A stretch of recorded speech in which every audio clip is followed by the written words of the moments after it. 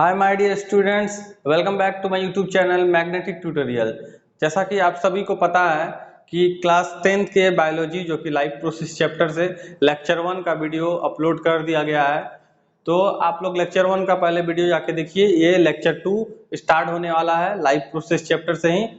तो हम लोग वीडियो को स्टार्ट करते हैं। डिस्क्रिप्शन में लेक्चर 1 का लिंक दिया हुआ है, तो वहां से जाके आप लोग लेक्चर 1 को देख सकते हैं, फिर लेक्चर 2, या फिर जो स्टूडेंट लेक्चर 1 देख चुके हैं तो लेक्चर 2 आप लोग देख सकते हैं।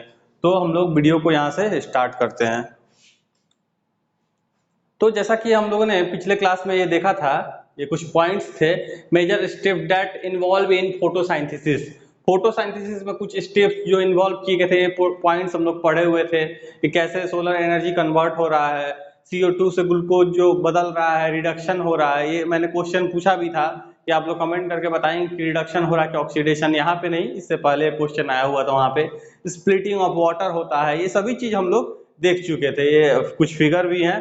तो हम लोग आगे बढ़ते हैं। तो ये रहा हम लोग का जो फोटोसिंथेसिस का जो मेन चीज हो रहा है, क्या होता है कि जो लाइट, सनलाइट, ये है मेनली सनलाइट, ठीक है। और ये कार्बन डाइऑक्साइड जो एटमॉस्फेयर में होता है, और वाटर कहाँ से आएगा?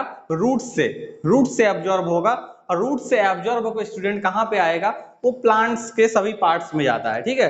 तो फोटोसिंथेसिस जो होता है वो मेनली कहाँ होता है? लिव्स में होता है। लिव्स में स्टोमाटा पाया जाता है, आप सभी को पता है। तो यहाँ पे जो लीव्स मेन पार्ट होगा, ऐसे स्टीम में भी हम लोग बोल सकते हैं, स्टीम में भी होता है। तो लीव्स मेनली होता है। तो जो वाटर जो होता है वो सभी पार्ट्स में जाता है। वो किस टिश्यू के थ्रू जाता है? वेस्कुलर बंडल, जो हम लोग पढ़े हुए, आप लोग 9th क्लास में पढ़े होंगे टिश्यू चैप्टर में। तो जाइलम के थ्रू वो फ्लो करता है, ठीक है। तो ये हो गया दो चीज यहाँ पे, एक सनलाइट, तीन चीज से मिलके यहाँ पे क्या हुआ? फोटोसिंथेसिस प्रोसेस हुआ। तो ये किस ऑर्गेनिज्म में होता है? ऑटोट्रॉप्स में, ऑटोट्रॉपिक मोड ऑफ जिसमें होता है उस ऑर्गेनिज्म में होता है, ठीक है। तो यहाँ पे हम लोग देख रहे हैं, ये जब चीज बना तो क्या बना? ऑक्सीजन और कार्बोहाइड्रेट बना। तो कार्बोहाइड्रेट यहाँ पे क्या है? फूड के रूप में, मतलब जो ग्लूकोज सिंपलेस्ट फॉर्म इसका बोल सकते हैं, ठीक है। तो फिर ये ऑक्सीजन जो कि एटमॉस्फेयर में रिलीज हो जाता है, ऑक्सीजन जो कि हम लोग के लिए बेनिफिशियल है, रिस्पायरेशन में हेल्प करता है। तो ये सभी एक प्रोसेस हो गया, हम लोग जो देख चुके हैं पहले भी, रिएक्शन भी हम लोग देख चुके हैं। तो हम लोग फिर आगे की तरफ बढ़ते हैं।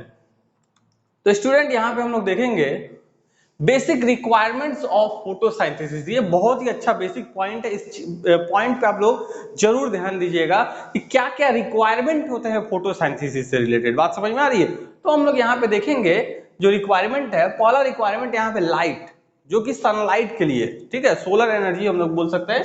यहाँ पे मैं लिख देता हूं, क्या होगा स्टूडेंट? सोलर एनर्जी या फिर सनलाइट, सिंपली में सनलाइट, ठीक है, सनलाइट। फिर उसके बाद देखेंगे स्टूडेंट क्लोरोफिल। ये भी बहुत, मतलब लगभग सब चीज ही बेसिक है, सब चीज ही मेन पार्ट्स है किस चीज का? फोटोसिंथेसिस के होने का। कोई भी चीज इसमें से एब्सेंट रहेगा तो फोटोसिंथेसिस नहीं हो सकता स्टूडेंट। तो क्लोरोफिल हो गया। क्लोरोफिल कहाँ पाया जाता है? आप सभी को पता है, लिव्स में पाया जाता है, ठीक है स्टूडेंट। तो क्लोरोप्लास्ट जो सेल ऑर्गेनल्स है, उस पर क्लोरोफिल पाया जाता है। मेजोफिल सेल के अंदर क्लोरोप्लास्ट होते हैं, क्लोरोप्लास्ट के अंदर क्लोरोफिल जो कि ग्रीन पिगमेंट होता है। हम फिगर में आगे दिखाएंगे, तो आप लोग उसका टेंशन ना ले।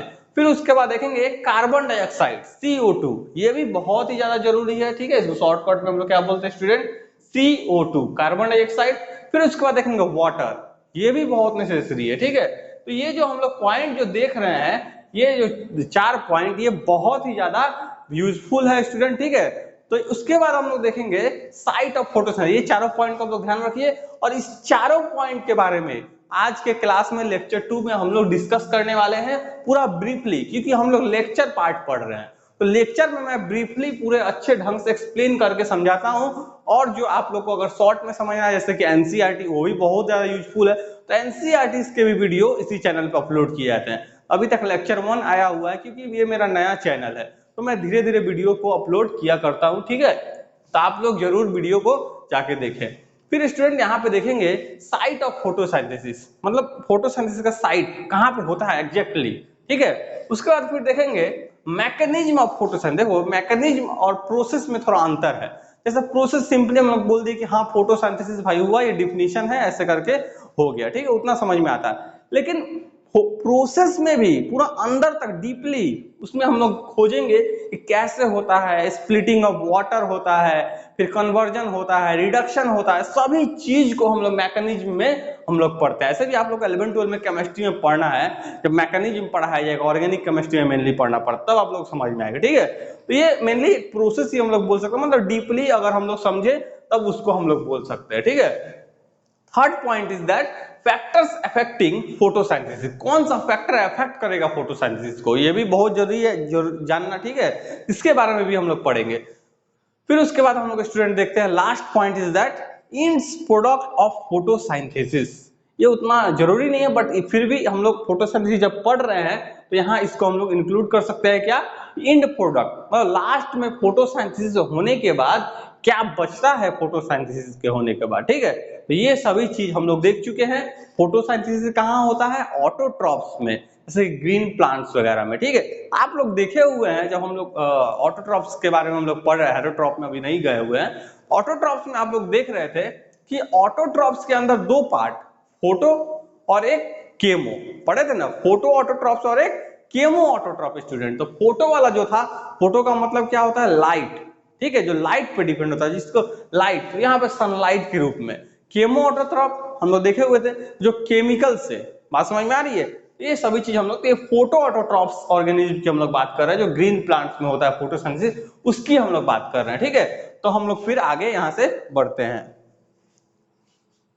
आगे स्टूडेंट यहां पे हम लोग देखेंगे,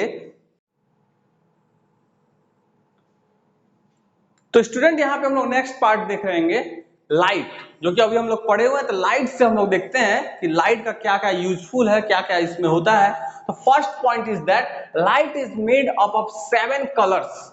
क्या क्या वो 7 कलर्स है स्टूडेंट, विव गियो शॉर्टकट में लिखा हुआ है, violet, indigo, blue, green, yellow, orange, red. ये सभी आप लोगों को पता है क्योंकि ये 8 क्लास 7 क्लास में ही बता दिया जाता है, ठीक है।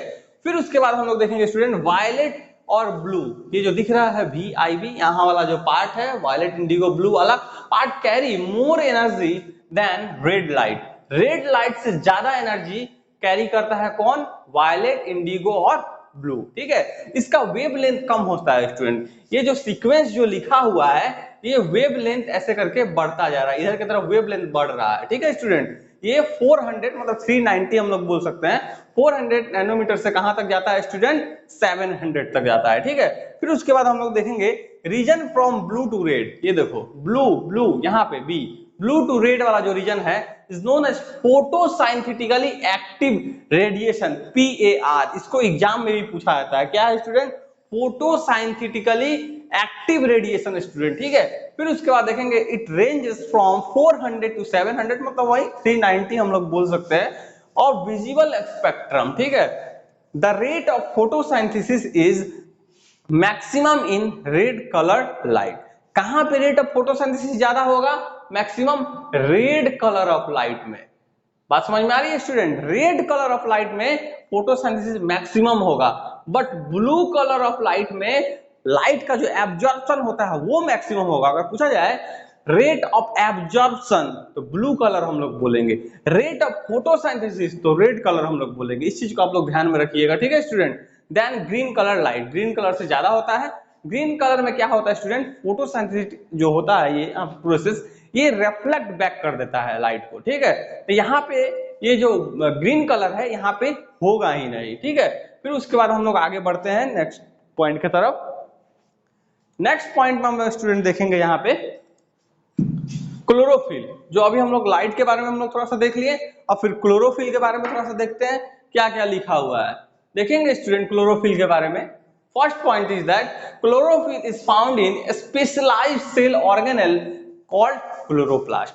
पहले ही मैंने बताया था कि क्लोरोफिल कहां पाया जाता है, क्लोरोप्लास्ट। क्लोरोप्लास्ट कहां पाया जाता है, मेसोफिल सेल। मेसोफिल सेल कहां पाया जाता है, एपिडर्मिस के जस्ट नीचे। बात समझ में आ रही है। अभी आप लोग को फिगर भी दिखाया जाएगा, आप लोग वहां पे क्लियर कर लेंगे। फिर आगे बढ़ते हैं नेक्स्ट पॉइंट की तरफ। Chloroplast is mainly found in mesophyll cell of leaves. आगे अब बात, मेसोफिल सेल में ही क्लोरोप्लास्ट पाया जाता है स्टूडेंट, इस चीज को ध्यान में रखिएगा। Next point is that there are many types of chlorophyll that is like chlorophyll A is major pigment. अगर एग्जाम में पूछा जाए तो क्लोरोफिल ए को मेजर पिगमेंट बताइएगा, involve in trapping solar radiation and called primary photosynthetic pigment PPP। Primary photosynthetic pigment कौन सा है student? Chlorophyll A major pigment है। बात समझ में आ रही है? जो ट्रैप करता है सोलर एनर्जी को। बात समझ में आ रहा है? फिर क्लोरोफिल बी भी है इसमें शामिल होता है, मतलब क्लोरोफिल ए को ही मेजर पिगमेंट लेके यहाँ पे चलना है स्टूडेंट। फिर उसके बाद है क्लोरोफिल सी और डी भी आते हैं इस कैटेगरी में, ठीक है। क्लोरोफिल ई भी है फाउंड इन सर्टेन अलगी, कुछ अलगी में पाए जाते हैं, ठीक है। तो फिर ये क्लोरोफिल के बारे में हुआ। फिर हम लोग नेक्स्ट आगे बढ़ते हैं कार्बन डाइऑक्साइड की तरफ स्टूडेंट। कार्बन डाइऑक्साइड, तो कार्बन डाइऑक्साइड क्या है यहाँ पे देखेंगे, इसका क्या हेल्पफुल है। Stomata help in exchange of gases oxygen and carbon dioxide. Stomata, जो स्टोमाटल एपर्चर जो गार्ड सेल के बीच में होता है, गार्ड सेल के इन बिटवीन होता है, ठीक है, स्टोमाटा का अपर्चर होता है। तो यहाँ पे स्टोमा जो हो गया वो सिंगल बोलते हैं, स्टोमाटा कब बोलते हैं? जो बहुत सारे, प्लुरल, ठीक है। तो स्टोमाटा हेल्प करता है किस चीज को? Exchange of gas. आप सभी को पता है गैसियस एक्सचेंज जो होता है ये डिफ्यूजन होता है कि ऑस्मोसिस?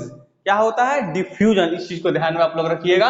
ऑक्सीजन और कार्बन डाइऑक्साइड का यहाँ पे एक्सचेंज होगा मेनली। बात समझ में आ रही है? मतलब कार्बन डाइऑक्साइड यहाँ पे क्या होगा, कार्बन डाइऑक्साइड जो इसके प्लांट्स में जो बनता है, कार्बन डाइऑक्साइड और ऑक्सीजन का जो एक्सचेंजिंग जो यहाँ पे हो रहा है स्टूडेंट, ठीक है, तो कार्बन डाइऑक्साइड यहाँ पे एब्जॉर्ब होगा और ऑक्सीजन यहाँ से क्या होगा, निकलेगा बॉडी से। बात समझ में आ रही है? इन्वायरमेंट में चला जाएगा। तो ये डिफ्यूजन प्रोसेस के थ्रू होता है। Second point is that they generally remain open during the day time and gate closed at the night. Stomata क्या होता है स्टूडेंट? जनरली दिन के वक्त ओपन होते हैं। क्यों? क्योंकि दिन के वक्त फोटोसाइंथेसिस होता है। फोटोसाइंथेसिस होने का मतलब CO2 O2 का एक्सचेंजिंग होगा, तभी तो स्टोमाटा खुला रहेगा। बात समझ में आ रही है? Third point is that each stomatal pore is surrounded by two kidney cell called guard cell. यहाँ पे देखेंगे स्टूडेंट, जो ईच स्टोमाटा जो होता है, मतलब सभी स्टोमाटा, बहुत सारे स्टोमाटा होते हैं प्लांट्स के लीफ में, ठीक है, तो स्टोमाटल पोर उसको बोलते हैं। सराउंडेड बाय टू शेप, मतलब टू गार्ड शेप हम लोग बोल सकते हैं, जो किडनी शेप टाइप का होता है, ठीक है, जिसको हम लोग गार्ड सेल बोलते हैं। यहाँ पे इसको बिन शेप भी हम लोग कभी कभी बोल देते हैं। इस चीज को आप लोग ध्यान में रखिएगा। यहाँ पे लिख देते हैं बिन शेप, ठीक है, बिन शेप। फिर उसके बाद स्टूडेंट देखेंगे when the water flows in the guard cell from the surrounding. जब सराउंडिंग के सेल से, अगल बगल के सेल से क्या होगा, जब वाटर पुश होगा कहाँ पे, गार्ड सेल में, मतलब जो स्टोमाटा है उसके गार्ड सेल में। स्टोमाटा तो बीच का अपर्चर को बोलते हैं, साइड से जो किडनी शेप का, जो बीन शेप का बना हुआ वो है गार्ड सेल, उसके बाहर होता है एक्सेसरी सेल। इस चीज को ध्यान में रखिएगा। सब्सिडरी सेल भी उसको हम लोग बोल सकते हैं। आप लोग एनसीईआरटी में फिगर देखे होंगे या फिर यहाँ पे भी बताया जाएगा अभी, ठीक है। तो लिखा हुआ है water flows into the guard cell from the surrounding, मतलब सराउंडिंग के सेल से दे स्वेल। क्या होगा स्टूडेंट? फूलेंगे। स्वेल मतलब इन्फ्लेट करेंगे, ठीक है। Become curved and the pore gets open. Pore क्या होंगे? खुल जाएंगे। मतलब अगर बैलून में अगर हम लोग पानी को भरते हैं तो क्या होता है, बैलून फूलता है, स्वेल होता है, इन्फ्लेट होता है कि नहीं? वही चीज यहाँ पे हो रहा है। When water flows out, जब फ्लो आउट हो जाते हैं तो गार्ड सेल क्या होता है स्टूडेंट? यहाँ पे देखो ध्यान से लिखा हुआ है shrink and get close। Shrink हो जाते हैं स्टूडेंट, एक तरह से बोल सकते पचक जाना। बस जैसे बैलून से एयर निकल गया तो क्या होता है, श्रिंक हो जाता है, ठीक है। वही चीज यहाँ पे हो रहा है स्टूडेंट। तो ये चीज हम लोग देख लिए। अब हम लोग यहाँ पे ये तो पढ़ लिया, अब हम लोग समझेंगे आगे कि आखिर ये अंदर कभी पानी गया फिर पानी कभी बाहर आया, मतलब ऐसा पॉसिबल कैसे है, कैसे होता है ये, कैसे स्टोमाटा ओपन होता है, कैसे स्टोमाटा क्लोज होता है। तो कुछ हम लोग को थ्योरी पढ़ना है, आगे हम लोग पढ़ेंगे। शुगर कंसंट्रेशन थ्योरी हो गया, K+ आयन थ्योरी हो गया, दोनों थ्योरी बहुत जरूरी है। आगे आप लोग वीडियो को देखते चलिए, ठीक है, बिना वीडियो के स्किप किए हुए। तो फिर हम लोग आगे देखेंगे यहाँ पे क्या लिखा हुआ स्टूडेंट। नेक्स्ट पेज में देखेंगे हम लोग, तो नेक्स्ट पेज में लिखा हुआ है स्टोमाटा। स्टोमाटा का ये फिगर दिया हुआ है स्टूडेंट, ठीक है, स्ट्रक्चर ऑफ स्टोमाटा, जो अभी आप लोग, मैं थोड़ा साइड में हो जाता हूं, आप लोग ध्यान से पहले स्टोमाटा का यहाँ पे जो है फिगर, इसको आप लोग पहले देखिए, ठीक है।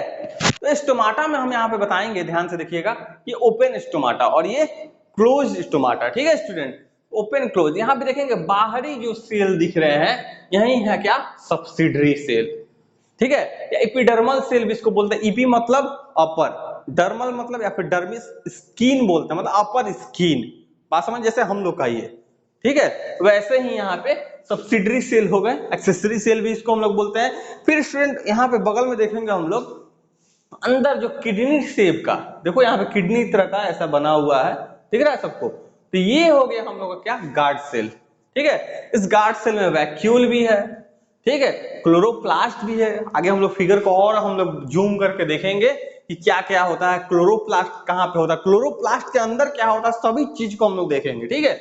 ये गार्ड सेल, स्टोमाटा, पोर, ये जो पोर दिख रहा है ओपन है, यहाँ पे देखो क्लोज है, नहीं दिख रहा है पोर, पोर है बट क्लोज है, ठीक है। तो ये चीज हो गया यहाँ पे, तो ये सभी स्ट्रक्चर लिखा हुआ है, गार्ड सेल, स्टोमाटा, पोर, न्यूक्लियस हो गया, क्लोरोप्लास्ट हो गया, आउटर थिन वॉल। एक स्टूडेंट यहाँ पे एक चीज ध्यान से समझिएगा कि जो आउटर थिन वॉल होता है, आउटर मतलब जो वॉल होता है वो थिन होता है, और जो इनर जो वॉल होता है, इनर, वो थिक होता है स्टूडेंट। ध्यान से देखिएगा, यहाँ पे लिखा हुआ है थिक और थिन, इस चीज को बहुत अच्छे से समझिएगा।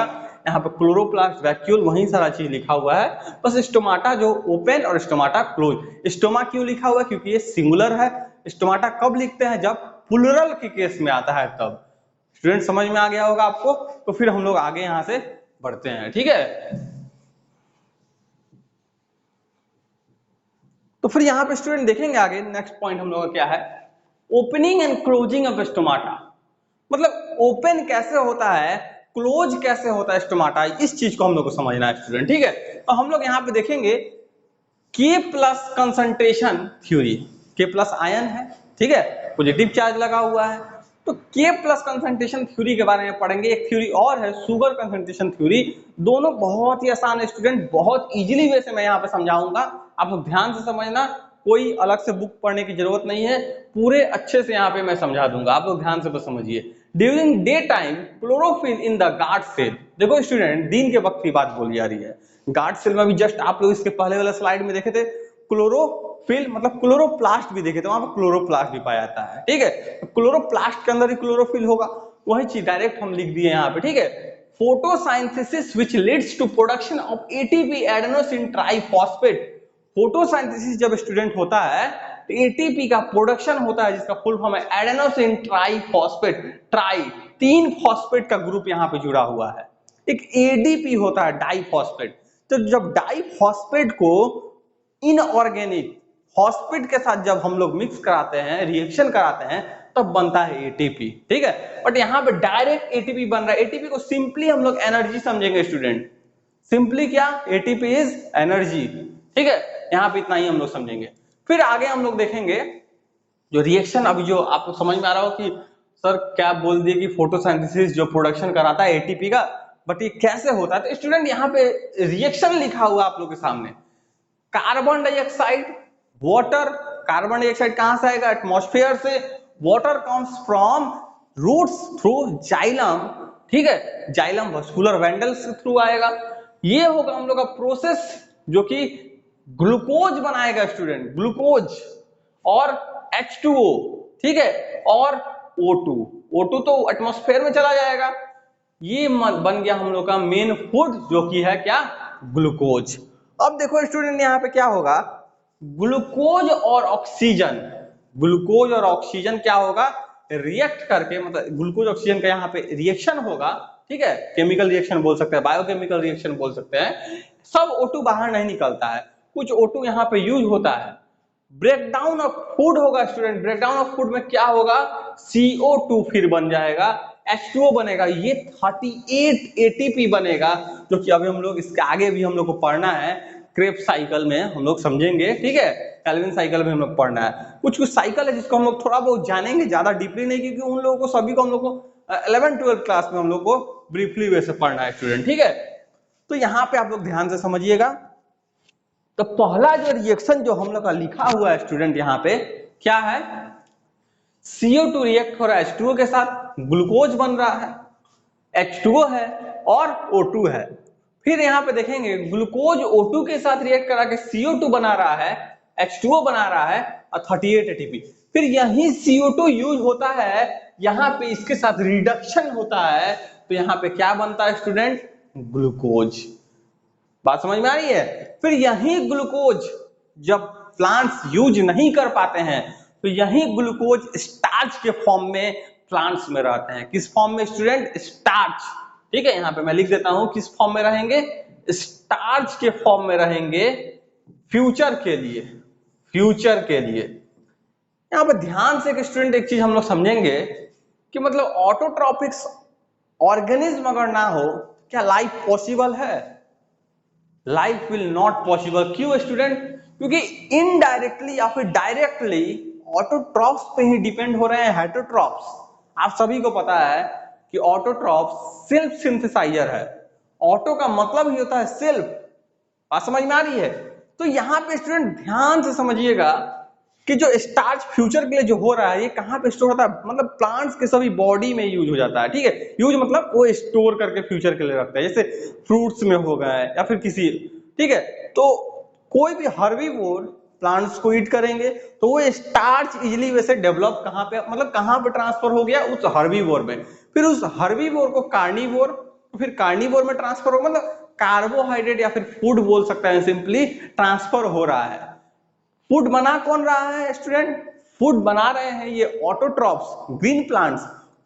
और ग्रीन प्लांट से हर्बीवोर, हर्बीवोर से कार्निवोर। बात समझ में आ रहा है स्टूडेंट? तो मतलब ऑटोट्रॉप्स पे ही हम लोग इनडायरेक्टली सभी कोई डिपेंड होते हैं। तो ये पॉइंट हम लोग यहाँ पे समझ लिए, बहुत अच्छा पॉइंट था। फिर आगे हम लोग देखते हैं स्टूडेंट यहाँ पे नेक्स्ट पॉइंट की तरफ क्या लिखा हुआ है, ध्यान से समझिएगा। ATP is used to actively pump the K plus, pump करना, पुश करना बोल सकते हैं, K plus ion from the adjacent cell into guard cell। मतलब अगल बगल के सेल से गार्ड सेल में, जो स्टोमाटा वाला जो सेल होगा, ठीक है, स्टोमाटा अपर्चर होगा, उस गार्ड सेल में क्या करता है? ये जो ATP यूज होता है जो actively pump the K plus ion को पुश करता है। ठीक है, जब K प्लस आयन पुश हो जाएगा तो ये कहां जाएगा? गार्ड सेल के अंदर। बात समझ में आ रही है? मतलब K प्लस का कंसंट्रेशन क्या होगा यहाँ पे? अंदर बढ़ जाएगा। ठीक है, तो फिर आगे हम लोग देखते हैं क्या नेक्स्ट पॉइंट लिखा हुआ है। Increase in K plus ion concentration in guard cell increases solute concentration and decrease water concentration. ध्यान से समझिएगा, यहाँ पे एक चीज, बहुत ही बेसिक चीज है, इस चीज को समझने का जरूरत है। क्लास 9th में यही टॉपिक पढ़ाया गया। देखिए स्टूडेंट, यहाँ पे K प्लस बाहर है, यहाँ पे अभी यहाँ पे वाटर हो गया। ठीक है, K प्लस को क्या हो रहा है? अंदर डाला जा रहा है K प्लस को। K प्लस का संख्या यहाँ पे क्या हो रहा है स्टूडेंट? K प्लस का संख्या बढ़ जा रहा है। क्या हो रहा है? K plus concentration in guard cell increases, increase हो रहा है स्टूडेंट। और वाटर का कंसंट्रेशन, पहले वाटर ज्यादा था, अब वाटर का पहले से कंपेयर करना है, वाटर का कंसंट्रेशन क्या होगा स्टूडेंट? कम हो जाएगा। अब कुछ बच्चे, कुछ स्टूडेंट पूछेंगे आखिर सर ये ऐसा होता कहाँ, वाटर गया कहाँ? तो वाटर यहाँ पे रिएक्ट करता है वाटर के मॉलिक्यूल्स के साथ। पहले वाटर क्या था? ज्यादा था, अब वाटर का मॉलिक्यूल रिएक्ट करके वाटर का मॉलिक्यूल कम हो गया स्टूडेंट। बात समझ में आ रही है? K प्लस तो आया बाहर से, पहले K प्लस मानते हैं कम था, क्या था ही नहीं। K प्लस जब बाहर से अंदर आ गया तो K प्लस बढ़ गया और स्टूडेंट वाटर कंसंट्रेशन घट गया। वही चीज यहाँ पे लिखा हुआ है, decrease in the water concentration, decreasement, और यहाँ पे है इंक्रीजमेंट। ठीक है, तो फिर ये हम लोग का पॉइंट था। फिर आगे स्टूडेंट यहाँ पे हम लोग देखेंगे, फिर इसके बाद नेक्स्ट जो हम लोग का पॉइंट है, नेक्स्ट पॉइंट क्या है student? So net movement of water goes in to the cell and stomata get opens. Listen the point here कि इंक्रीज हुआ K प्लस आयन कहां पे?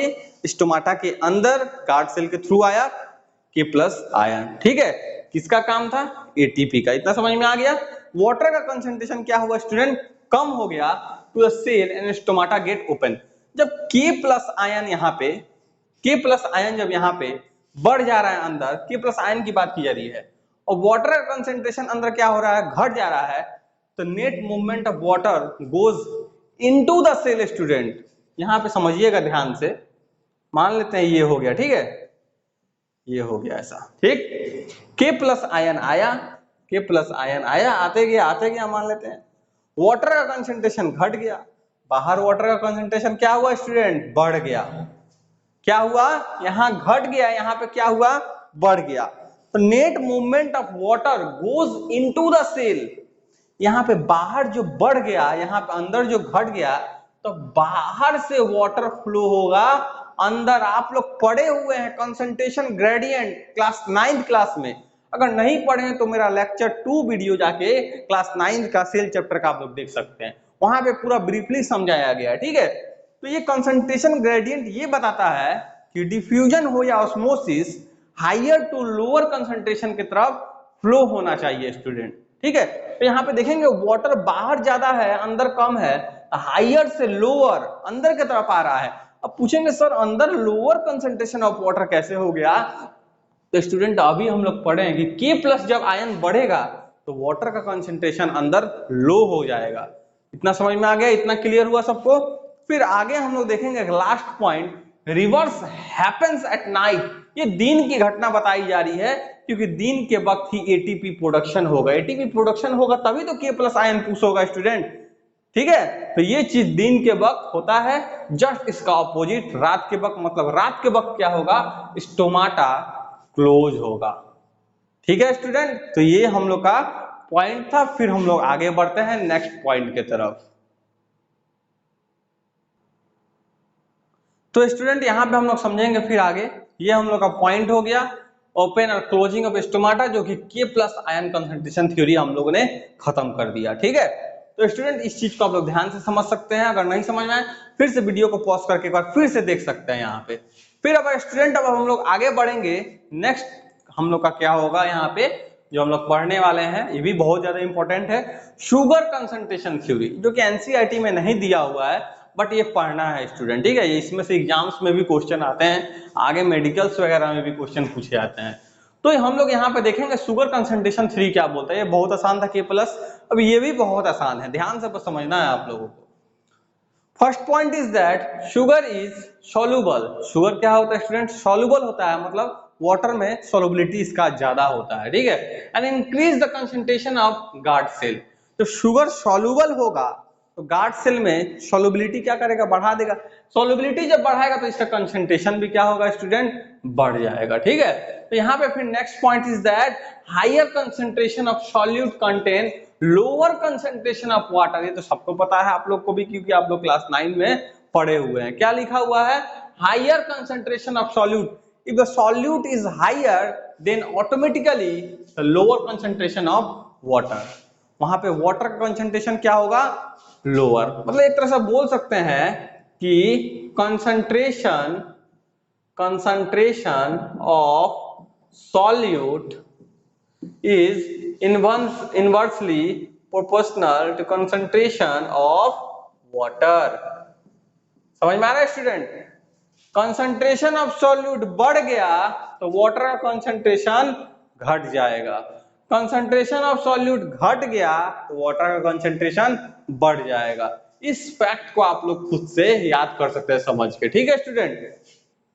फिर लिखा हुआ so net water movement is into the guard cell through osmosis and stomata open या फिर stomatal aperture open. Student यहाँ पे ऑस्मोसिस आप लोग टर्म समझने की जरूरत है, क्लास 9 में भी पढ़े होंगे कि डिफ्यूजन जो होता है सॉलिड लिक्विड गैस सभी में होता है, ऑस्मोसिस मेनली कहां पे होता है स्टूडेंट, ऑस्मोसिस सिर्फ वाटर के मीडियम में होता है, ये जस्ट एक डिफ्यूजन का पार्ट है स्टूडेंट। आप लोग active transport, passive transport, bulk transport पढ़े होंगे, पढ़े हैं कि नहीं क्लास 9 में, अगर नहीं पढ़े हैं तो लेक्चर 2 जो सेल चैप्टर का मेरा जो वीडियो है वो जरूर जाके आप लोग देखिए, ठीक है। तो स्टोमाटा यहाँ पे ओपन हो जाएगा स्टूडेंट, जो कि ऑस्मोसिस यहाँ पे एक प्रोसेस बताया जा रहा है, ठीक है, स्टोमाटा ओपन हो जाएगा। उसके बाद जो पॉइंट लिखा हुआ student, but in the absence of light, अगर लाइट के एब्सेंस में, मतलब सनलाइट के एब्सेंट में, sugar converted to starch, sugar क्या होता है स्टूडेंट, कन्वर्ट हो जाता है स्टार्च में। ऐसे शुगर जो होता है, जो कार्बोहाइड्रेट लाइट के प्रेजेंट में हम लोग देखे हुए हैं कि ग्लूकोज O2 के साथ रिएक्ट करा के क्या बन जाता है, CO2 वाटर बनता है कि नहीं। वही चीज यहाँ पे बोला जा रहा है कि जब लाइट ही नहीं होगा तब कहां से शुगर चेंज होगा, तो शुगर खुद से चेंज हो जाता है स्टार्च में, ये इस फॉर्म में नहीं रह पाता है कॉम्प्लेक्स फॉर्म में, ठीक है। तो स्टार्च यहाँ पे फ्यूचर बोल सकते हैं, फ्यूचर के लिए यहाँ पे यूज होने के लिए स्टोर हो जाता है, ठीक है स्टूडेंट, विच इज इनसॉल्युबल, जो कि क्या है स्टूडेंट, इनसॉल्युबल है। सॉल्युबल कौन था, शुगर था जो कंसंट्रेशन बढ़ा दे रहा था। अब स्टार्च आ गया इनसॉल्युबल तो कंसंट्रेशन बढ़ेगा स्टूडेंट, आप भी लोग समझ सकते हैं। So the guard cell have lower concentration, तो गार्ड सेल के पास लोअर कंसंट्रेशन हो जाएगा किस चीज का, स्टार्च का, क्योंकि ये सॉल्युबल नहीं है। सॉल्युबिलिटी बढ़ेगा तो कंसंट्रेशन बढ़ता है, ठीक है। तो सॉल्युबल ही नहीं है तो कहां से कंसंट्रेशन बढ़ेगा, and higher concentration of water. अब गार्ड सेल में क्या हो जाएगा स्टूडेंट, वाटर का कंसंट्रेशन हायर हो जाएगा, ज्यादा हो जाएगा। बात समझ में आ रही है। तो जब गार्ड सेल में वाटर का कंसंट्रेशन हायर हो गया तो बाहर वाटर का कंसंट्रेशन लोअर होगा, तो अब नेट फ्लो किधर होगा, अंदर से बाहर की तरफ। वाटर का जो मूवमेंट होगा जो ऑस्मोसिस के थ्रू, वो इनर टू आउटवर्ड, ठीक है स्टूडेंट। यहाँ पे आप लोग ध्यान से समझिएगा, ये समझ में आ गया होगा। तो net movement of flow water outside the guard cell stomata close, ठीक है, मतलब अंदर से बाहर की तरफ। आप लोग पढ़े होंगे ऑस्मोसिस में भी इंडो और एक्सो ऑस्मोसिस, तो आप लोगों को कमेंट करके बताना है कि जो एक पॉइंट जो यहाँ पे लिखा हुआ है और एक ये पॉइंट लिखा हुआ है, कौन सा इंडो ऑस्मोसिस है और कौन सा एक्सो ऑस्मोसिस है। मैं यहाँ पे लिख देता हूं, आप लोग को बताना है, ठीक है। कौन सा इंडो ऑस्मोसिस है और कौन सा एक्सो ऑस्मोसिस है, एक्सो ऑस्मोसिस, इस दोनों में आप लोग को बताना है कौन सा है, ठीक है। तो ये कमेंट करके आप लोग जरूर बताइए। फिर स्टूडेंट हम लोग आगे बढ़ते हैं, यहाँ पे ये आप लोग को समझ में आ गया होगा पूरा। नेक्स्ट पॉइंट स्टूडेंट यहाँ पे हम लोग देखेंगे, नेक्स्ट पॉइंट क्या है हम लोग का, next point is that water. बहुत ही ज्यादा यूजफुल है स्टूडेंट, आप सभी को पता है कि वाटर का भी इसमें बहुत ही ज्यादा एक रोल बनता है, मतलब एक रोल प्ले करता है, ठीक है। तो यहाँ पे फर्स्ट पॉइंट देखेंगे, water get oxidize in the presence of light. Light के प्रेजेंस में क्या होता है, वाटर ऑक्सीडाइज होता है स्टूडेंट, ठीक है, इस चीज को ध्यान में रखिएगा। फिर द नेक्स्ट पॉइंट क्या है, plants absorb water from soil with help of root through osmosis student. Osmosis एक प्रोसेस है, यहाँ पे अभी हम लोग जस्ट समझे हैं कि हायर से लोअर कंसंट्रेशन की तरफ जाएगा, तो वाटर का कंसंट्रेशन जो सॉइल से ऑब्जर्व होगा, सॉइल में ज्यादा ही ना होगा, प्लांट में तो कम होगा ऐसे भी, तो सॉइल से प्लांट की तरफ जाता है और ये वास्कुलर बंडल जो जाइलम है उसके थ्रू पूरे प्लांट्स में जाता है। और आप लोग सोच रहे होंगे सर जाइलम के बारे में ही सिर्फ बता रहे हैं, फ्लोएम कहाँ गया, तो फ्लोएम क्या करता है, पूरे फूड को ट्रांसफर करता है प्लांट में। जब फूड जो बन जाता है स्टार्च या ग्लूकोज, उसको ट्रांसफर करता है प्लांट में पूरे पार्ट्स में, ठीक है। तो आप लोग जाइलम फ्लोएम जो भी पढ़ना है, टिश्यू चैप्टर में आप लोग को पढ़ाया जाएगा, क्लास 9 का भी आप लोग जाके वीडियो देख सकते हैं, ठीक है। तो यहाँ पे स्टूडेंट ये जो लिखा हुआ plants absorb water from soil with the help of roots through osmosis, osmosis के हेल्प से स्टूडेंट, ठीक है। तो ये हो गया हम लोग का पॉइंट। फिर नेक्स्ट पॉइंट लिखा हुआ है, then water is conducted to all parts of plant body through xylem. देखिए यहाँ पे लिखा हुआ वेसल्स एंड ट्रैकिट्स, ठीक है। तो हम लोग पढ़ेंगे आगे xylem fibre, xylem vessel, xylem tracheid, सबके बारे में हम लोग को क्लास 9 वाले वीडियो में हम लोग बताएंगे। तो वहां पे हम लोग यहाँ पे देखेंगे minerals from soil are also transported along with the water, water के साथ ही पूरे प्लांट्स में जाते हैं, ठीक है स्टूडेंट। तो यहाँ पे वाटर का कितना हेल्प है आप देख सकते हैं, कितना मतलब बेनिफिशियल है वाटर यहाँ पे। फिर देखेंगे student next point, only 1% of absorb water is used for photosynthesis, मतलब जितने भी वाटर आते हैं एब्जॉर्ब होते हैं रूट से प्लांट के द्वारा, सिर्फ 1%, सिर्फ ओनली 1% एब्जॉर्ब होता है, कब, फोटोसिंथेसिस में, and rest 99% lost through transpiration student. हम लोग को पढ़ना है, ट्रांसपीरेशन का भी पार्ट पढ़ना है, वहां भी हम लोग देखेंगे गटेशन होता है, ठीक है। ट्रांसपीरेशन इसी में हम लोग ट्रांसपोर्टेशन वाले पार्ट में लास्ट में ट्रांसपोर्टेशन इन प्लांट्स जब पढ़ना है वहां पे हम लोग इस चीज को कवर करेंगे, ठीक है। लास्ट पॉइंट स्टूडेंट यहाँ पे देखेंगे हम लोग क्या लिखा हुआ है, water also releases the molecular oxygen. मतलब वाटर का जब ब्रेकडाउन होगा, स्प्लिटिंग ऑफ वाटर अभी हम लोग को पढ़ना है, एक असेम्बलेटरी पावर पढ़ना है, 2 पॉइंट आगे पढ़ना है। तो वाटर का जो ब्रेकडाउन होगा वही मॉलिक्यूलर ऑक्सीजन को निकालता है, मतलब वाटर से ही जो ऑक्सीजन निकलता है। कोई पूछे कि जो यहाँ पे जो रिएक्शन हो रहा है यहाँ पे ऑक्सीजन आ कहाँ से रहा है, तो आप लोग मतलब तुरंत बोल देना है कि ये वाटर के स्प्लिट होने से आ रहा है। तो मैकेनिज्म अभी हम लोग पढ़ रहे थे, तो वही मैकेनिज्म अभी देखे कि नहीं, यही सब क्वेश्चन आता है मैकेनिज्म के थ्रू कि आखिर वाटर से आया कैसे। आगे हम लोग उस चीज को भी अभी हम लोग देखने वाले हैं। तो स्टूडेंट यहाँ पे हम लोग आगे बढ़ेंगे थोड़ा सा, फिर हम लोग देखते हैं क्या क्या आ रहा है पॉइंट। तो यहाँ पे देखेंगे साइट ऑफ फोटोसिंथेसिस, हम लोग 3 पॉइंट वहां पे देख रहे थे। तो 4 पॉइंट तो हम लोग ये पहला देख लिए वाटर के बारे में, जो फोटोसिंथेसिस में जो जो हेल्पफुल करता है, सनलाइट, वाटर, ये सब के बारे में, ठीक है।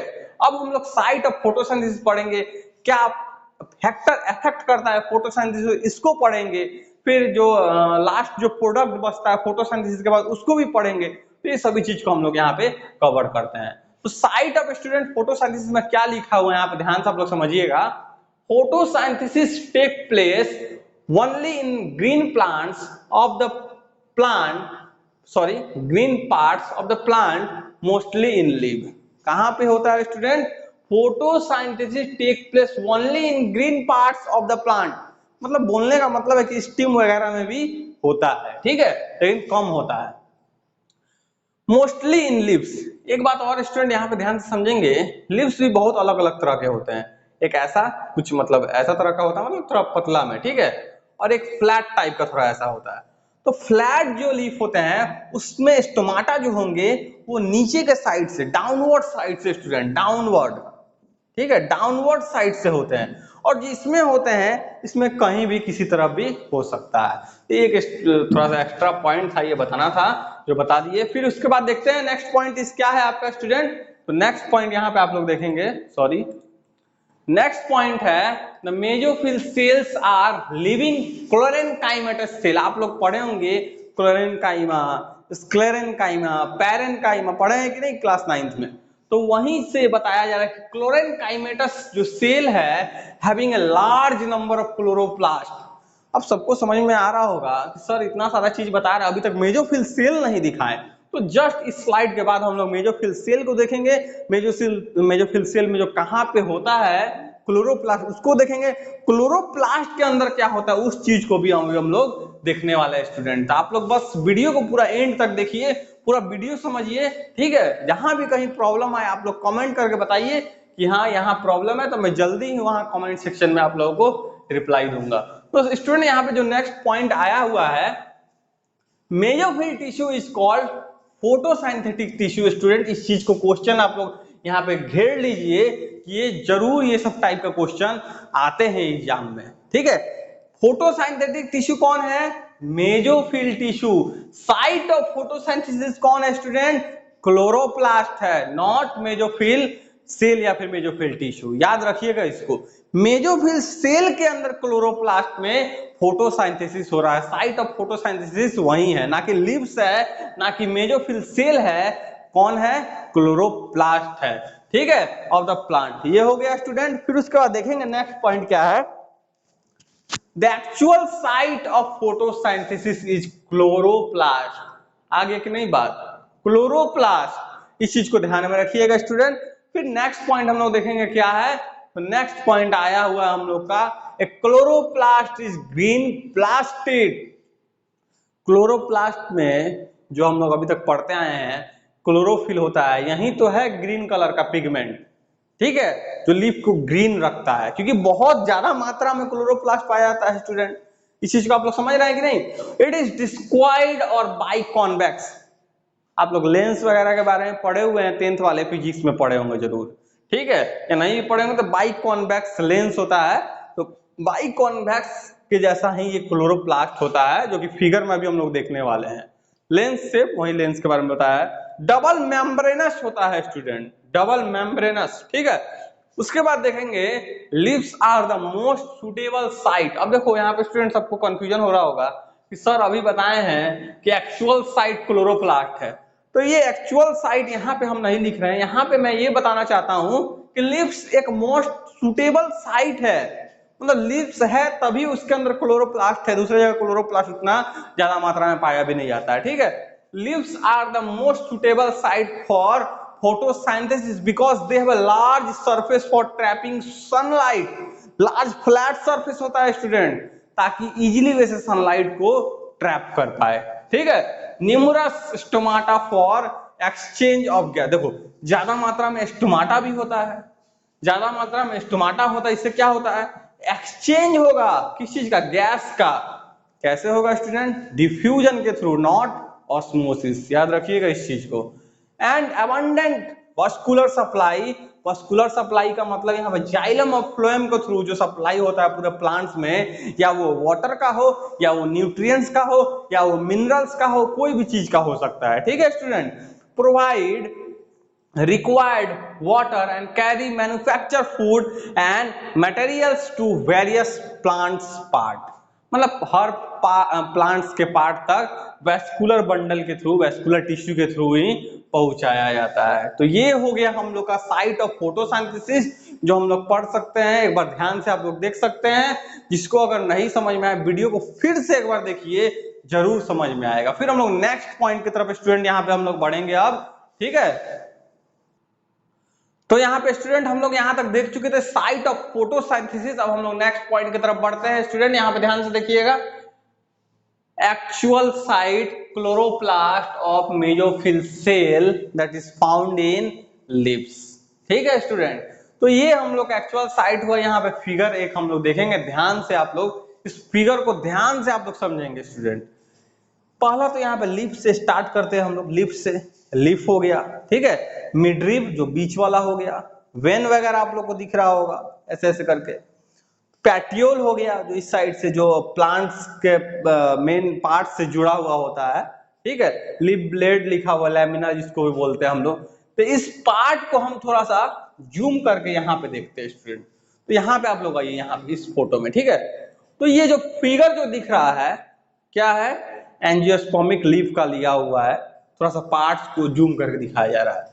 तो यहाँ पे तीन पार्ट स्टूडेंट आप लोग को दिख रहे होंगे, तीन पार्ट। एक अपर, ये जो अपर पार्ट जो दिख रहा है इसको हम लोग बोलेंगे अपर इपिडर्मिस। स्टूडेंट इपिडर्मिस का मतलब क्या होता है, इसको भी आप लोग समझ लीजिए। इपिडर्मिस का मतलब क्या होता है, इपिडर्मिस, ईपी मतलब होता है अपर, डर्मिस मतलब होता है स्किन, अपर स्किन, ठीक है। और एक लोअर एपिडर्मिस, लोअर स्किन। इसके ऊपर एक पार्ट और एक होता है वैक्सी सबस्टांस, जिसको क्यूटिकल बोलते हैं स्टूडेंट, क्यूटिकल, इसको भी याद रखिएगा, क्यूटिकल। आप लोगों को ये टिश्यू चैप्टर में मिलेगा पढ़ने के लिए क्लास 9 के। तो क्यूटिकल के नीचे एपिडर्मिस, सबसे नीचे लोअर एपिडर्मिस, मतलब ये जो पूरा हिस्सा जो देख रहे हैं ये पूरा, ये एपिडर्मिस ही है, ऊपर वाला अपर, नीचे वाला लोअर, ठीक है। तो यहां से एक बीच बीच में आप लोगों को सेल दिख रहा होगा, ये एक यहां भी दिख रहा है, थोड़ा सा ये गोल टाइप का है, और ये थोड़ा सा रेक्टेंगुलर शेप में है, दो तरह का सेल यहाँ पे दिख रहा होगा। तो ये पैलासिड सेल है, ठीक है स्टूडेंट, पैलासिड सेल। तो यहाँ पे देखेंगे लिखा हुआ है मेसोफिल सेल, पैलासिड, और एक स्पॉन्जी। तो हम लोग ये दोनों फोटोसिंथेटिक टिश्यू है, इसके पहले भी हम लोग पढ़े हुए हैं फोटोसिंथेटिक टिश्यू के बारे में। तो कौन है, मेसोफिल सेल या फिर मेसोफिल टिश्यू बोल सकते हैं। तो इसको जूम करके यहाँ दिखाया गया स्टूडेंट, दिख रहा है आप लोग को। इसमें देखेंगे ये न्यूक्लियस, न्यूक्लियस दिखा आप लोग को। ये जो छोटा छोटा जो ग्रीन वाला जो दिख रहा है बहुत सारा, ये है हम लोग का क्लोरोप्लास्ट स्टूडेंट, यही है क्लोरोप्लास्ट। अभी तो बताए थे क्लोरोप्लास्ट के बारे में हम लोग पूरा अच्छे से पढ़ेंगे। मतलब लिप के पार्ट को जूम किए, उसको जूम किए तो यहाँ पे ये एक अलग सा मेसोफिल सेल आया। उसमें देखे कि हम लोग ये वैक्यूल है येलो कलर का, ये ग्रीन ग्रीन कलर का क्या है स्टूडेंट, क्लोरोप्लास्ट है। ये एक न्यूक्लियस दिख रहा है, बात समझ में आ रहा है। तो यहाँ पे क्लोरोप्लास्ट को हम लोग यहाँ पे देख रहे हैं। क्लोरोप्लास्ट में स्टूडेंट आप लोगों को दिख रहा होगा ये आउटर कवरिंग, आउटर जो मेम्ब्रेन दिख रहा है, एक इनर दिख रहा है, ये वाला यहाँ से हल्का जो ग्रीन में पैरोट कलर में दिख रहा है ये इनर, ऊपर वाला जो डार्क ग्रीन में है वो आउटर। ये लैमेला हो गया स्टूडेंट, लैमेला। लैमेला ज्वाइन करता है किस चीज को, ग्रेना को। ग्रेना एक ऐसा मतलब बोल सकते हैं जो हम लोग जो क्वाइन जो हम लोग बोलते हैं क्वाइन, वैसा ही कुछ कलर का होता है, ग्रेन्यूल्स, ठीक है, ऐसे करके। तो ये ऐसे रहता है, तो बहुत सारा हो गया, ऐसा ऐसा करके रहता है। तो जो इसको ज्वाइन जो करता है स्टूडेंट, ज्वाइन, इसी को हम लोग बोलते हैं लैमेला। क्या बोलते हैं स्टूडेंट, लैमेला, ठीक है। तो यहाँ पे देखेंगे स्टूडेंट, सनलाइट आया, वाटर आया, सनलाइट आया, वाटर आया, CO2 आया। जब तीनों मिल गया तो फोटोसिंथेसिस होगा कि नहीं, यही है मेन साइट ऑफ फोटोसिंथेसिस। इसको लिख सकते हैं मेन या फिर एक्चुअल साइट ऑफ फोटोसिंथेसिस, ठीक है स्टूडेंट, मेन या फिर एक्चुअल साइट ऑफ फोटोसिंथेसिस। ये हो गया स्टूडेंट। यहाँ पे थाइलाकॉइड दिख रहा है, स्ट्रोमा दिख रहा है आप लोग को, तो ये सभी हम लोग वेल डिफाइंड स्ट्रक्चर यहाँ पे देख रहे हैं। आगे इन सभी के बारे में भी हम लोग थोड़ा बहुत नॉलेज लेंगे, ठीक है। तो फिर आगे हम लोग स्लाइड को आगे अब बढ़ाते हैं। नेक्स्ट स्लाइड स्टूडेंट, यहाँ पे आप लोग देखेंगे ध्यान से, ये तो हम लोग एक्चुअल साइट हम लोग पढ़ लिए। अब हम लोग बढ़ेंगे नेक्स्ट स्लाइड की तरफ। क्या है student, mechanism of photosynthesis. Mechanism हम लोग वहां पढ़ना था, हम बताए हुए थे कि पूरा होल प्रोसेस हम लोग पढ़ेंगे कि उसमें क्या क्या होता है। तो वही चीज यहाँ पे photolysis of water, assimilatory power वगैरह के बारे में जानने का बहुत ज्यादा जरूरी है, जो कि एनसीईआरटी में नहीं दिया हुआ है। आप लोगों को लगेगा कि बहुत ज्यादा एक्स्ट्रा हो रहा है, तो एक्स्ट्रा हो नहीं रहा, इससे भी ज्यादा एक्स्ट्रा बताया जाता है, बट उतना ज्यादा एक्स्ट्रा जानना नहीं है। ये मीडियम रेंज में है, जो कि एग्जाम में इसमें से क्वेश्चन अराइज किया जाता है, तो आप लोग इस चीज को ध्यान से पढ़िएगा पूरा वीडियो को। और एनसीईआरटी का जो वीडियो आएगा उसको भी पूरा आप लोग देखिए, क्योंकि एनसीईआरटी के वीडियो से भी क्वेश्चन बहुत आते हैं, ठीक है। एनसीईआरटी की वीडियो बोलना मतलब एनसीईआरटी के बुक से। तो ये हम लोग मैकेनिज्म ऑफ फोटोसिंथेसिस यहाँ पे हम लोग पढ़ेंगे स्टूडेंट। लिखा हुआ first point, mesophyll cell of leaves receive water absorbed by roots through the process of osmosis.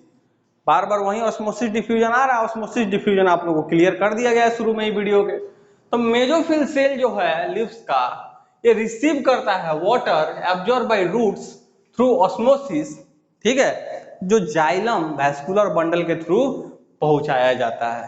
ना समझ में आ गया। Next point is that this water is transported to photosynthetic area through xylem. Photosynthetic area, photosynthetic tissue कौन है, mesophyll tissue को ही बोलते हैं स्टूडेंट, अभी जस्ट हम लोग पढ़े हुए थे, ठीक है। CO2 is absorbed bye simple diffusion from atmosphere. Atmosphere से सिंपल डिफ्यूजन से CO2 एब्जॉर्ब होता है स्टूडेंट। क्या होता है, एब्जॉर्ब। तो ये डिफ्यूजन क्या है, गैसियस का एक्सचेंज होना। और osmosis is a part of diffusion, जहां पे वाटर का आना या फिर वाटर का जाना बोल सकते हैं, मतलब हायर टू लोअर कंसंट्रेशन की तरफ फ्लो करता है। तो ये चीज हम लोग यहाँ पे समझ लिए, ये हम लोग मैकेनिज्म पढ़ रहे हैं, ठीक है, पूरा अंदर तक यहाँ पे समझ रहे हैं। Oxygen is produced as by product. Oxygen यहाँ पे बाई प्रोडक्ट के रूप में स्टूडेंट होता है, बट ऑक्सीजन को भी प्लांट यूज करता है। ऐसा नहीं है कि ऑक्सीजन बस पूरा ऑक्सीजन बाहर ही निकल गया, ऑक्सीजन भी यूज होता है उनके बॉडी में। जो ग्लूकोज बनता है, उस ग्लूकोज के साथ ऑक्सीजन का भी रिएक्शन अभी हम लोग कुछ देर पहले देखे हैं कि नहीं। फिर वहां से CO2 निकलता है स्टूडेंट, फिर वाटर निकलता है, आप लोग देखे होंगे शायद ध्यान से रिस्पायरेशन प्रोसेस में। फिर यहाँ पे देखेंगे in photosynthesis oxygen comes from water. इस चीज को तो हम लोग पहले भी देखे हैं, स्प्लिटिंग ऑफ वाटर होता है, उसी के बारे में भी हम लोग पढ़ने वाले हैं। Hydrogen of water is used to reduce carbon dioxide to carbohydrate student.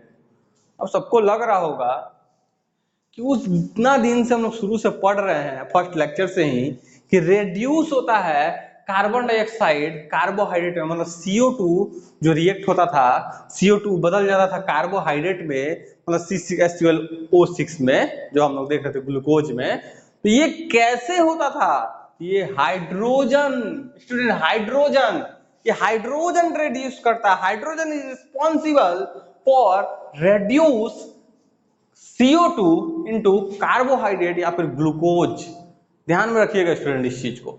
तो यहां पे देखेंगे स्प्लिटिंग ऑफ वाटर हो रहा है, 2H2O लाइट क्लोरोफिल के प्रेजेंस में स्प्लिट करेगा 2H2 और O2 में। स्टूडेंट यहाँ पे ध्यान से रिएक्शन देखिएगा, यही हम लोग यहाँ पे पढ़े हुए हैं। जो पढ़े हुए हैं उसको यहाँ पे प्रैक्टिकली भी रिएक्शन के साथ मैंने लिख दिया है, ठीक है। फिर उसके बाद देखेंगे यही CO2 H2 के साथ मिलेगा, जो कि यहाँ पे लिखा हुआ था कि नहीं, hydrogen of water is used to reduce CO2 into carbohydrate. मतलब इसके बाद जो बनेगा यहाँ पे क्या बनेगा, कार्बोहाइड्रेट। स्टूडेंट देखिए ये जो बना यहाँ पे क्या बना, एनर्जी का रिक्वायरमेंट होके कार्बोहाइड्रेट। अब किसी को लग रहा होगा कि सर ये स्ट्रक्चर ये क्या लिख दिए हैं, CH2O और ऐसे करके फिर बाहर N। तो स्टूडेंट ये एक फॉर्मूला है जो आप लोग आगे पढ़ने के लिए मिलेगा, ठीक है, क्लास 10th में ही मिलेगा, केमिस्ट्री में ही। तो स्टूडेंट यहाँ पे देखिए जैसे कि मान लेते हैं ग्लूकोज का जो फॉर्मूला होगा, ठीक है, तो 6C6H12H2O रख दिए वैसे ही, सॉरी यहाँ पे 6 नहीं लिखेंगे, ऐसे ही रहने देते हैं, ये हो गया। बाहर N के जगह पे 6 रख दिए, फिर क्या हो गया C6H12O6। यहाँ पे हम डायरेक्ट ही लिख रहे थे, बट ये डायरेक्ट नहीं, ऐसे करके हम लोग समझेंगे। बात समझ में आ रहा है स्टूडेंट। अगर C11 में अगर हम लोग आते हैं C11H22O11 जो कि शुगर का फॉर्मूला है, तो वो भी आप लोग निकाल सकते हैं। N के जगह पे 11 रख दीजिए, 11 निकाल के आप लोग देखिए तो 11 इससे मल्टीप्लाई होगा, C11H22O11, ये क्या होगा स्टूडेंट, शुगर, और ये अभी हम लोग देखे ये ग्लूकोज, ठीक है, इतना समझ में आ गया। तो ये हम लोग का पूरा टॉपिक हो गया। फिर हम लोग इसको आगे थोड़ा सा बढ़ाते हैं नेक्स्ट स्लाइड की तरफ स्टूडेंट। नेक्स्ट जो टॉपिक आप लोग को स्टूडेंट यहाँ पे दिख रहा है, लाइट रिएक्शन और हिल रिएक्शन। इसके बाद ब्लैकमैन रिएक्शन भी हम लोग पढ़ने वाले हैं, तो दोनों रिएक्शन को आज यहाँ तक हम लोग कवर कर लेते हैं, ठीक है। तो इस रिएक्शन में हम लोग देखेंगे क्या क्या होता है student. First point is that it is light dependent process. जब लाइट रिएक्शन लिखा है तो लाइट डिपेंड होने वाला ही प्रोसेस होगा। ब्लैकमैन से पता चल रहा है कि लाइट इंडिपेंडेंट होगा। तो process occurring inside thylakoid membrane, कहां पे होता है स्टूडेंट, थाइलाकोइड में।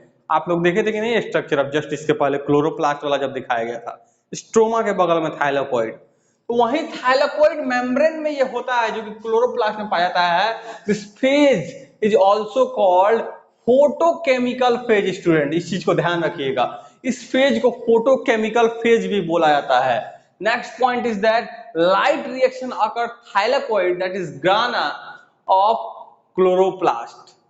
लाइट रिएक्शन कहां होता है, थाइलाकोइड ग्राना में, क्लोरोप्लास्ट में, ठीक है। Third point is that during this reaction light energy is captured by chlorophyll molecules and is converted to chemical energy, जो कि एटीपी एडेनोसिन ट्राइफॉस्फेट या फिर NADPH2। NADPH2 का फुल फॉर्म क्या है ये भी पूछा जाता है, एटीपी तो हर बार पूछा जाता है, NADPH2 भी आप लोग याद रखिएगा आज के बाद, निकोटिनामाइड एडेनिन डाई न्यूक्लियोटाइड, ठीक है स्टूडेंट, इस चीज को ध्यान में रखिएगा। फॉस्फेट, सॉरी फॉस्फेट भी है यहाँ पे, ठीक है, फॉस्फेट भी यहाँ पे आ जाएगा। फोटोलाइसिस ऑफ वाटर, इसके बाद असिमिलेटरी पावर ऑफ वाटर पढ़ेंगे। तो ये लाइट रिएक्शन में दो पार्ट यहाँ पे हम लोग पढ़ना है। फोटोलाइसिस का मतलब यहाँ पे पहले समझेंगे student, photo that is light, lysis that is break down.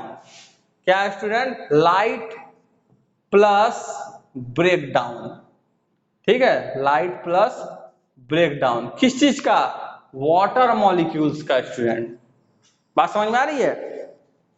तो यहां पे लिखा हुआ है splitting of water molecules into hydrogen and oxygen by light energy is called photolysis. Here written photo is light and lysis is breakdown of water.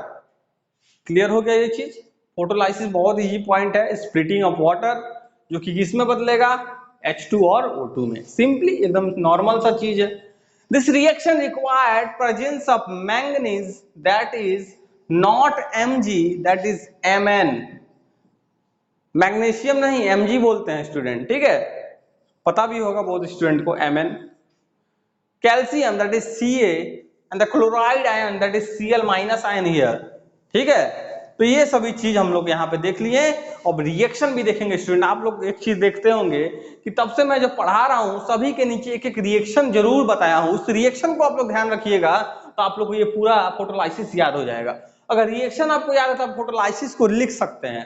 तो reaction जरूर याद रखना है, ये नहीं कि सिर्फ केमिस्ट्री में ही रिएक्शन याद रखना है, यहाँ भी रिएक्शन आप लोगों को याद रखना है। तो water is breaking down in the presence of energy, जो कि एटीपी या फिर NADPH2 जो लिखा हुआ था अभी हम लोग देखे हुए हैं, ठीक है, सॉरी। तो हम लोग यहाँ पे देखेंगे जो कि 4H प्लस O2 में बदला और इलेक्ट्रॉन यहाँ से स्टूडेंट निकला, इस चीज को ध्यान में रखिएगा क्योंकि इलेक्ट्रॉन की कहानी आगे हम लोग अभी समझने वाले हैं, ठीक है। तो ये फोटोकेमिकल फेज हम लोग देख लिए कहाँ पे होता है, थाइलेकोइड ग्राना में होता है। लाइट रिएक्शन है, लाइट पे डिपेंडेंट होता है, फोटोलाइसिस ऑफ वाटर होता है, ये रिएक्शन हम लोग का हो गया। फिर हम लोग आगे की तरफ बढ़ते हैं स्टूडेंट, ठीक है। तो स्टूडेंट यहाँ पे आप लोग देखेंगे जो लाइट रिएक्शन जो हम लोग यहाँ पे देख लिए, अब हम लोग फिर आगे बढ़ते हैं, ठीक है। तो आगे इसमें हम लोग को देखने के लिए मिलेगा फॉर्मेशन ऑफ एसिमिलेटरी पावर, इसी का पार्ट है फोटोलाइसिस ऑफ वाटर के जस्ट बाद।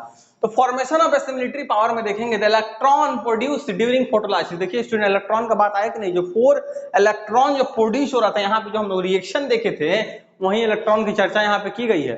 तो 4 electron that is produced during the photolysis of water, it means splitting of water molecules are taken up by the chlorophyll molecules। वो chlorophyll molecules के द्वारा taken मतलब ले लिए जाते हैं, ठीक है। फिर next point is that this electron travel, एक इलेक्ट्रॉन ट्रांसपोर्ट सिस्टम यहाँ पे बनता है ETS, इसका चर्चा अभी हम लोग करने वाले हैं। तो electron travels through electron transport chain, देखो यहाँ पे लिखा हुआ है, ETS भी बोलते हैं, इलेक्ट्रॉन ट्रांसपोर्ट सिस्टम भी बोलते हैं, ETC भी बोलते हैं, ठीक है। एंड प्रोड्यूस एनर्जी, यही इलेक्ट्रॉन जब इलेक्ट्रॉन ट्रांसपोर्ट चेन से गुजरता है तो एनर्जी का प्रोडक्शन होता है जो कि ATP होता है। The energy is used in the formation of ATP molecules, ATP molecules formation होगा यहाँ पे, ठीक है। फिर यहाँ पे देखेंगे synthesize of ATP from ADP। देखो स्टूडेंट शुरू में ही बताए थे कि ADP से ATP बनता है, ADP में इनऑर्गेनिक फॉस्फेट मिलाने से ATP बनता है। तो वही चीज यहाँ पे लिखा हुआ है, क्या, ATP from ADP and inorganic phosphate that is PI। Simply में PI इनऑर्गेनिक फॉस्फेट, ऐसा नहीं है कि इनऑर्गेनिक पहले आ रहा था IP लिख देंगे, वो PI ही होगा, ठीक है। इनऑर्गेनिक फॉस्फेट ये हो गया हम लोग का। Through light energy is called photophosphorylation. Photo क्यों आया स्टूडेंट, क्योंकि लाइट का यूज हो रहा है यहाँ पे, लाइट का, ठीक है। फॉस्फोराइलेशन क्यों आया, फॉस्फोरस मॉलिक्यूल्स दिख रहा है ना, फॉस्फोरस इनऑर्गेनिक फॉस्फेट, ठीक है, उसका यूज होके ADP बदल जा रहा है ATP में। अब देखो स्टूडेंट यहाँ पे इसका भी रिएक्शन मैंने लिख के बताया, इसको भी आप लोग देखेंगे यहाँ पे, देखो ADP plus PI that is inorganic phosphate and in the presence of energy that is sunlight energy, लिखा हुआ है लाइट एनर्जी, ठीक है। किसमें बदलेगा स्टूडेंट, ATP में बदलेगा, किसमें, that is ATP।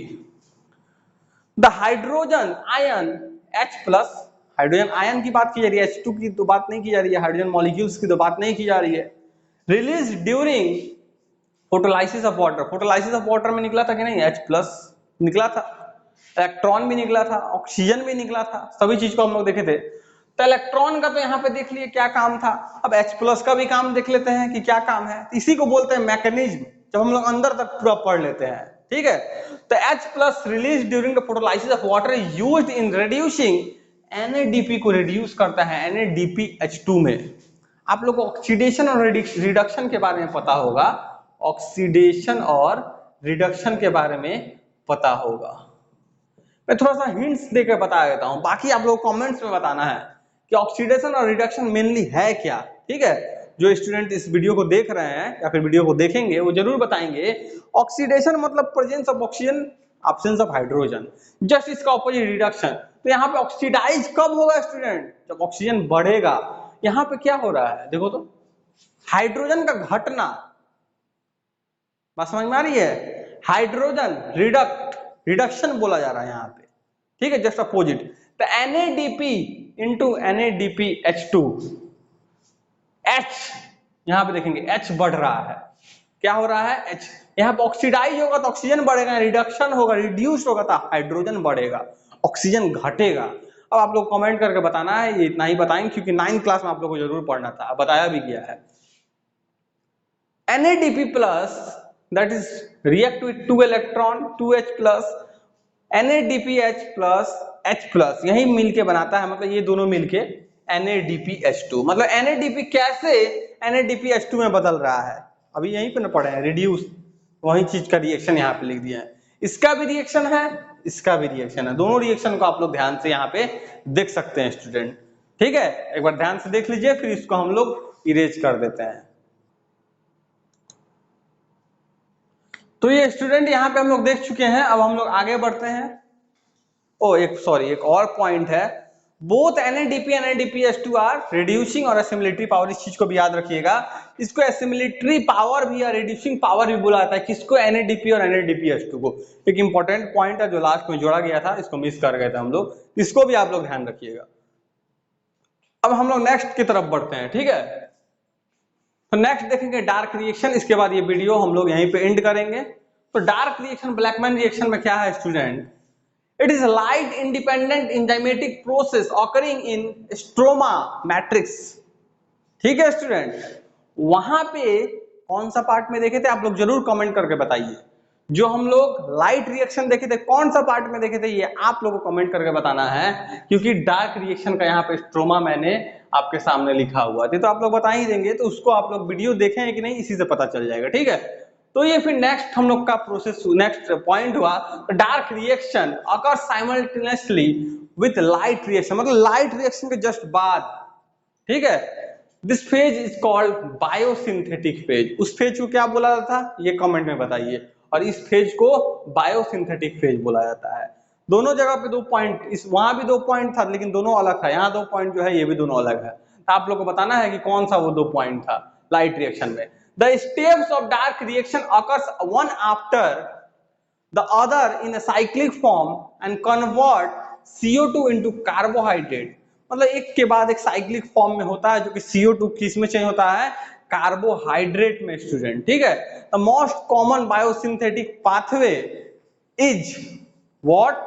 That is Calvin cycle student. Calvin cycle के बारे में अभी हम लोग चर्चा करेंगे आगे, इस वीडियो में नहीं, क्योंकि ये वीडियो थोड़ा बड़ा हो गया है, 55 मिनट्स का वीडियो लगभग हो चुका है। तो हम लोग नेक्स्ट वीडियो में, लेक्चर 3 में इसका चर्चा जरूर करेंगे केल्विन साइकिल का। ठीक है, क्रेब्स साइकिल भी थोड़ा हम लोग वहां पे पढ़ेंगे। Both ATP and NADPH2 are essential requirement for the assimilation of CO2 into carbohydrate student. CO2 को कार्बोहाइड्रेट में बदलने के लिए क्या है यहाँ पे? ATP और NADP आर एसेंशियल, दोनों ही एसेंशियल है स्टूडेंट। ठीक है, इस चीज को आप लोग ध्यान रखिएगा। डार्क रिएक्शन में इतना सारा हम लोग प्रोसेस हम लोग देख चुके हैं। तो हम लोग नेक्स्ट जो आगे होगा, आगे जो हम लोग का साइकिल जो पढ़ना है, एक बार दिखा देते हैं आप लोग को क्या पढ़ना है, ताकि आप लोग ये देखिए, यही हम लोग को समझना है नेक्स्ट क्लास में। ठीक है स्टूडेंट, इसी को हम लोग नेक्स्ट क्लास में हम लोग समझेंगे। तो वीडियो को हम लोग यहीं पे एंड करते हैं स्टूडेंट। होप सो वीडियो आप लोग को बहुत अच्छा लगा होगा, आप लोग पूरा वीडियो देखिए। और एक चीज कि आप लोग वीडियो को जरूर शेयर किया कीजिए, ताकि ये दूसरे भी स्टूडेंट तक पहुंचे, उन लोगों को भी बेनिफिट हो सके। So thank you. हम लोग नेक्स्ट क्लास में जल्दी ही मिलेंगे, क्योंकि इस बार वीडियो थोड़ी लेट आ गई थी। नेक्स्ट क्लास में जो लेक्चर 3 होगा उसको कवर करेंगे, और NCERT का कल ही मैं वीडियो इसका अपलोड कर दूंगा। NCERT का जो हमारा पार्ट 2 होगा, पार्ट 1 तो अपलोड हो चुका है लाइव प्रोसेस का, पार्ट 2 भी। फिर इसके बाद जैसे ही ये कंप्लीट हो जाएगा हम लोग का पूरा लेक्चर लाइव प्रोसेस का, फिर हम लोग केमिस्ट्री का चैप्टर लेंगे, एक 9th क्लास से और एक 10th क्लास से। उसको भी हम लोग ऐसे ही लेक्चर वाइज और एक NCERT का अलग टॉपिक बना के उसको भी कवर करेंगे। सो होप सो आप लोगों को वीडियो बहुत पसंद आया होगा, इसको शेयर कीजिए वीडियो को। तो थैंक यू।